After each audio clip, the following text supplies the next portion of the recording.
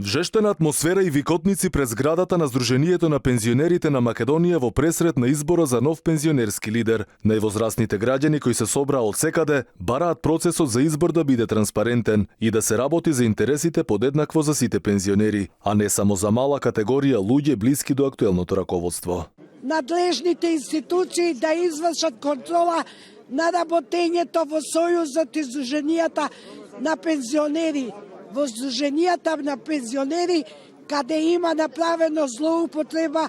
Пензионерите се револтирани зашто не знаат каде се трошат нивните пари, кои како што велат секој месец им се одбиваат од нивните сметки плаќајќи чланарина. Тука сме да го искажеме незадоволството за работењето во СЗПМ и Сдруженијата на пензионери и безсмисленото и недомаќинско трошење на парите на пензионери од чланарината.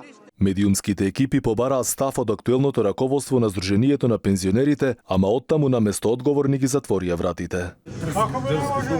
Снимај го телефон. Трни го телефонот. Ве молам. Трни го застани, не трни го вара. Добро, сакаме да влеземе, ние сме новинари. Кај кого треба да влезе? Кај Станка.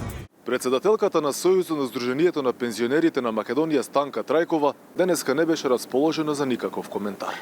Пред незината врата има обезбедување и вела дека медиумски екипи не сакала да прими во незината канцеларија.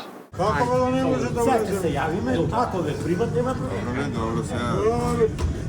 Враќани беа и пензионерите со чии пари се финансираа Сдруженијата. Јас сум пензионер, сакам да влезам напред. Зашто да не може да не се? А утре може? Утре може? Ќе биде. Паралелно, денеска започна исплатата на мартовските пензии по нова зголемена сума. Пензионерите не се задоволни зашто трошоците за живот заминале до плафон. Пензиите треба да растат со повеќе проценти, а не со 8,4, бидејќи инфлацијата достигна скоро 20%, а пензиите со 8,4%. Инаку од месец март пензиите се поголеми за 8,4%, а трошоците за живот во февруари годинава биле поголеми за 16,7% во однос на истиот месец лани.